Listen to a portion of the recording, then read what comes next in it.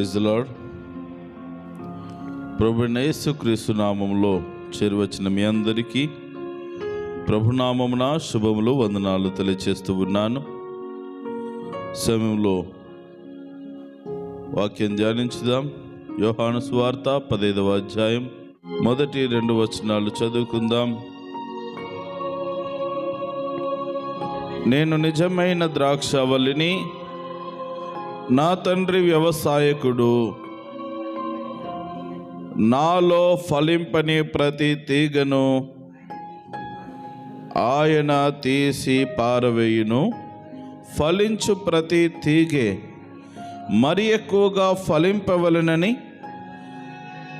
దానిలోని పనికిరాని తీగలను తీసివేయును. జాగ్రత్తగా గమనించుదాం. ఇది మనందరికీ చాలా సుపరిచితమైనటువంటి లేఖన భాగమే. ఎన్నోసార్లు ఈ మాటలు వింటున్నప్పటికీ ఇంకా దీనిలోని అంతరార్థాన్ని మనం గుర్తించలేకపోతున్నామనే చెప్పాలి. యేసుక్రీస్తు ప్రభుల వారు నిజమైన ద్రాక్షవల్లిగా ఉంటున్నాడు. ఆయనను నమ్మి ఆయన రక్తము ద్వారా కడగబడిన విశ్వాసులముగా దైవభక్తులముగా ఉన్నటువంటి మనమందరము కూడా ఆ ద్రాక్షవల్లి అయినటువంటి క్రీస్తుతో అంటకట్టబడినటువంటి తీగలను పోలి మనమున్నాం. అంటే మనమందరం ఎవరము? తీగలం. ఈ 2వ వచనాన్ని మనం చాలా జాగ్రత్తగా జ్ఞాపకం చేసుకోవాలా, గమనించాలా. నాలో ఫలింపని ప్రతి తీగను ఆయన తీసి పారవేయును. ఎవరైతే యేసుక్రీస్తు అనే ద్రాక్షవల్లిగా ఉన్నటువంటి యేసుక్రీస్తుతో అంటకట్టబడి ఫలిస్తారో వారు బాగుంటారు అనే ఆత్మీయ సత్యం ఇక్కడ గుర్తవుతున్నది. ఎవరైతే క్రీస్తుతో అంటకట్టబడకుండా ఫలింపలేకుండా ఉంటారో ఆ పాడైపోయినటువంటి తీగను మరి తండ్రి అయిన దేవుడు తీసి పారవేయనటువంటి ఆత్మీయ సత్యాన్ని ప్రభు ఇక్కడ గుర్తు చేస్తున్నాడు. అదే ఇంకా మనం పక్కన గమనిస్తే ఫలించు ప్రతి తీగె మరి ఎక్కువగా ఫలింపవలెనని. జాగ్రత్తగా గమనించాలి. ఇక్కడ ఒక లాజిక్ ఉన్నది. ఏమున్నది? లాజిక్ గమనించండి. 2వ వచనం మళ్ళొకసారి చదవండి. నాలో ఫలింపని ప్రతి తీగె ఆయన తీసి పారవేయును. రైట్. ఫలింపని తీగని ఏం చేస్తాడు? తీసి పారవేస్తాడు. ఇంకా ఫలించు ప్రతి తీగె మరి ఎక్కువగా ఫలింపవలెనని దానిలోని పనికిరాని తీగె పనికిరాని తీగలను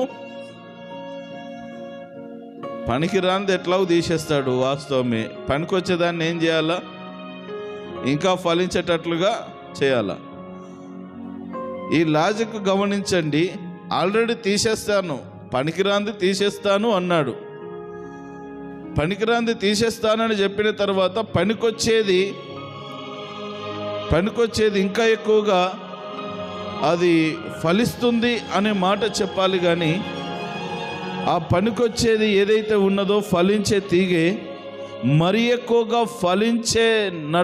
ఫలించున్నట్లుగా పనికిరాని దాన్ని తీసేస్తాను అంటున్నాడు. మరలా 2వసారి కూడా పనికిరాని దాన్ని తీసేస్తాను అని అంటున్నాడు. జాగ్రత్తగా గమనించండి. దేవునికి కావలసింది పనికొచ్చే తీగనే, ఫలించే తీగనే. తీగ ఫలించాలన్నా దాంట్లో ఇంకా ఏవైతే ఫలించని లక్షణాలు ఉన్నాయో, పనికిరాని లక్షణాలు ఉన్నాయో వాటిని కట్ చేస్తేనే ఇంకా పర్ఫెక్ట్గా ఫలిస్తుంది. అందుకే ఫలించు తీగ మరి ఎక్కువగా ఫలింపవలెనని, ఇంకా దాంట్లో ఏమైనా ఉంటే వాటిని కూడా కట్ చేస్తాను అంటున్నాడు. అంటే కటింగ్ మాత్రం మానట్లేదు దేవుడు. చదవండి మత్తయి సువార్త 3వ అధ్యాయము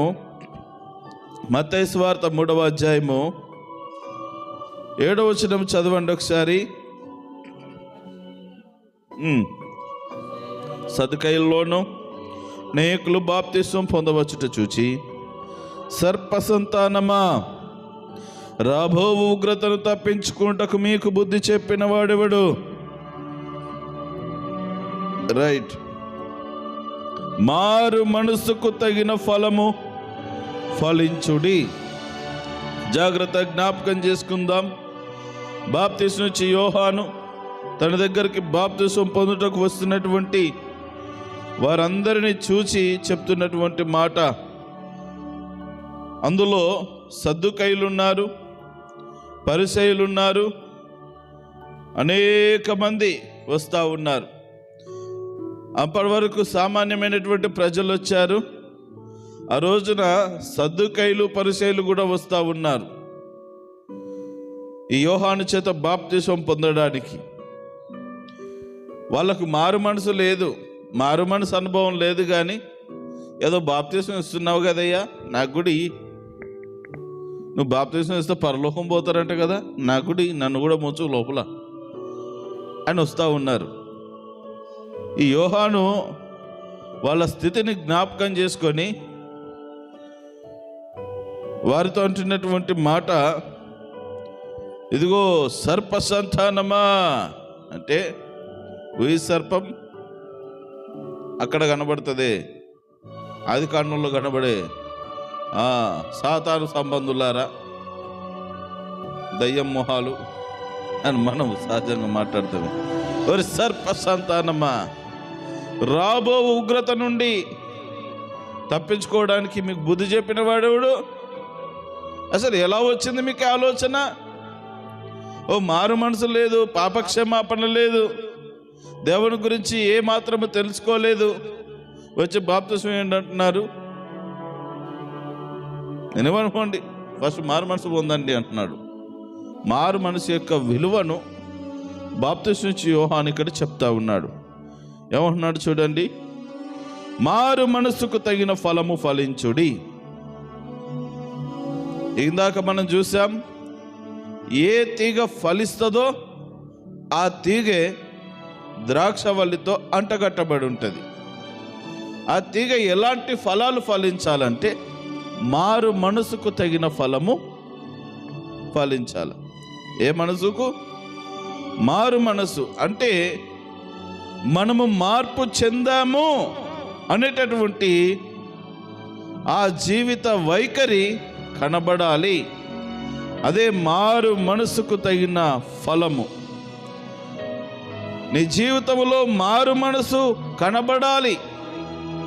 మారు మనసుకు తగిన ఫలము ఫలిస్తేనే ఆ జీవితం ఫలభరితముగా ఉంటుందని జ్ఞాపకం చేస్తూ ఉన్నాను. తర్వాత ఇదే అధ్యాయంలో మరొక వాక్యం చదవండి, 10వ వచనం చదవండి. ఇప్పుడే గొడ్డలి చెట్ల వేరున ఉంచబడి ఉన్నది గనుక మంచి ఫలము. ఇందాక చూసినాం మనం, ద్రాక్షవల్లితో అంటగట్టబడిన తీగలమైన మనము ఎలాంటి ఫలాలు ఫలించాలా?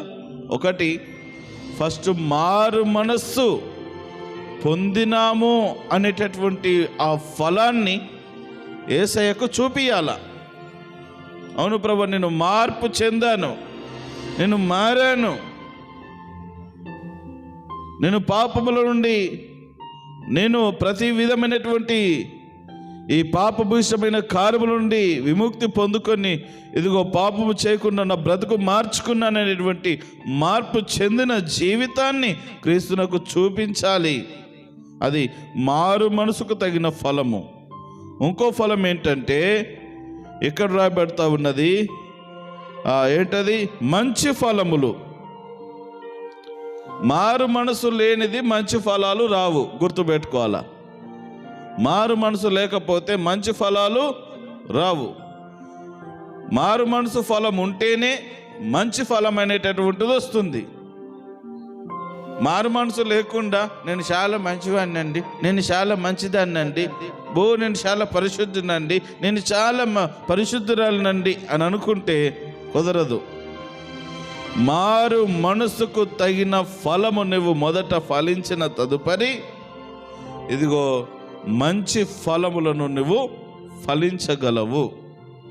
ఆ రీతిగా మారు మనసుకు తగిన ఫలము, మంచి ఫలములను ఫలిస్తే గొడ్డలి మన దగ్గరికి రాదు. ఎక్కడ ఉన్నది గొడ్డలి? 10వ వచనంలో ఉన్నది చూడండి. ఇప్పుడే గొడ్డలి చెట్ల వేరున ఉంచబడి ఉన్నది గనుక మంచి ఫలాలు ఫలిస్తున్నాను సార్. ఫలాలు ఫలించడం ప్రాముఖ్యం కాదు, మంచివా చెడ్డయ్యా. ఫలించడము అని అంటే ఇష్టమున్న ఫలం ఫలించడం కదా. నేను కూడా కాస్తున్నానండి, పనికిరాని కాత ఎందుకు? ఇతరులు నోట్లో పెట్టని కాయ పండు ఎందుకు? తినగలగాల, రుచికరంగా ఉండాలా, మంచిదిగా ఉండాలా. అందుకే ఇక్కడ చెప్తా ఉన్నాడు, ఇప్పుడే గొడ్డలి చెట్ల వేరున ఉంచబడి ఉన్నది గనుక మంచి ఫలము ఫలింపని ప్రతి చెట్టును నరకబడి అగ్నిలో వేయబడును. మారు మనసు నిమిత్తము నేను నీళ్ళలో మీకు బాప్తిస్మం ఇస్తున్నాను. మారు మనసు నిమిత్తమే ఇస్తూ ఉన్నాను. మీరు మారు మనసు పొందితే అప్పుడు రండి. మారు మనసు లేకుండా నేను మారు మనసు పొందాను అని వస్తూ ఉన్నారు కదా. జాగ్రత్త. మారు మనసు లేకపోతే బిడ్డ మెడ మీద ఎత్తున్నది అని అర్థం. అది అసలు నిజమైనటువంటి మార్పు చెందకుండా ఏదేదో చేయాలని వస్తూ ఉన్నారు. అది తప్పు అనేటువంటి భావాన్ని చెప్తూ ఈ మాట చెప్తా ఉన్నాడు. మనం ఈ రోజున 3 విషయాలు మనం జ్ఞాపకం చేసుకున్నాం. దేవుడు ద్రాక్షవల్లి అయినాడు. యేసుక్రీస్తు ప్రభుల వారు ద్రాక్షవల్లిగా ఉన్నాడు, చెట్టుగా ఉన్నాడు. ఆయనను నమ్మిన బిడ్డలము మనము తీగలముగా ఉన్నాం. ఏ తీగ అయితే ఫలించడానికి ఇష్టపడుతుందో ఆ తీగ మరి ఎక్కువగా ఫలించాలని, ఆ తీగలో ఏవైతే పనికిరాని లక్షణాలు ఉన్నాయో వాటిని ఆయన తీసి పారవేస్తాడు. రెండవదిగా మనం జ్ఞాపకం చేసుకున్నాం, ఆ తీగ ఎలాంటి ఫలము ఫలించాలంటే మొట్టమొదటిగా మారు మనసుకు తగిన ఫలము ఫలించాలి. రెండవదిగా మంచి ఫలము ఫలించాలా. ఏం ఫలము? మంచి ఫలము ఫలించాల. అప్పుడు ఆ తీగకు అర్థం, పరమార్థం, ఆశీర్వాదం అనేటటువంటిది కలుగుతాయి. ఆ తీగకు అప్పుడు విలువ వస్తుంది, అప్పుడు ఆశీర్వాదం ప్రారంభించబడుతుంది, అప్పుడు పరిపూర్ణముగా ఆ ద్రాక్షవల్లిలో నిత్యము నిలిచి ఉండే కృప దొరుకుతుంది. మరి రోజున మనమందరము కూడా తీగలమే. మన తీగలు ఎట్లున్నాయి మనం పరిశీలన చేసుకోవాలా. ఫస్ట్ ఆఫ్ ఆల్ మనము క్రీస్తుతో అంటకట్టబడి ఉన్నామా ఆలోచన చేసుకోవాలి. ఓకే, అంటకట్టబడి ఉన్నామండి, రైట్. మరి ఫలిస్తున్నావా? ఫలించకుండా ఉన్నావా? ఫలిస్తే మరి ఎక్కువగా ఫలించాలని నీలో పనికిరాని దాన్ని తీసేస్తాడు. ఫలించకపోతే మొత్తమే పోతుంది. అది దాని లాజిక్. ఫలించకపోతే ఇది పనికిరాదని మొత్తం తీసేస్తాడు. ఫలించే లక్షణం ఉంటే అక్కడక్కడ కొన్ని ఉంటాయి, వాటిని తీసేసి ఇంకా ఎక్కువ ఫలించినట్లుగా చేస్తాడు దేవుడు. రైట్. అసలు మనము క్రీస్తు అంటగట్టబడి ఉన్నామా లేదా, ఫలించు వారముగా ఉన్నామా లేదా చూసుకుందాం. తర్వాత రెండవదిగా జ్ఞాపకం చేసుకోవాల్సిన విషయం, అసలు ఎలాంటి ఫలము, మారు మనసుకు తగిన ఫలము ఫలించాలంటున్నాడు. అలాంటి మారు మనసు తగినటువంటి ఆ ఫలము మనలో కనబడుచున్నదా? క్రీస్తుకు కనబడుతున్నదా? దేవునికి కనబడుతున్నదా? జ్ఞాపకం చేసుకోవాలి. మూడవది, మంచి ఫలములు ఫలించాలంటున్నాడు. మంచి ఫలాలు మనలో ఉన్నాయా?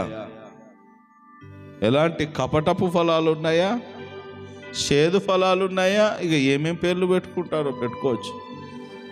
దేవునికి కావాల్సింది ఏది అక్కర్లేదు కానీ మంచి ఫలాలు కావాలి, మారు మనసుకు తగిన ఫలాలు కావాలి. అలాంటి ఫలాలను మనము క్రీస్తుకు దేవునికి సమర్పించే తీగలముగా మన ముందుముగాక.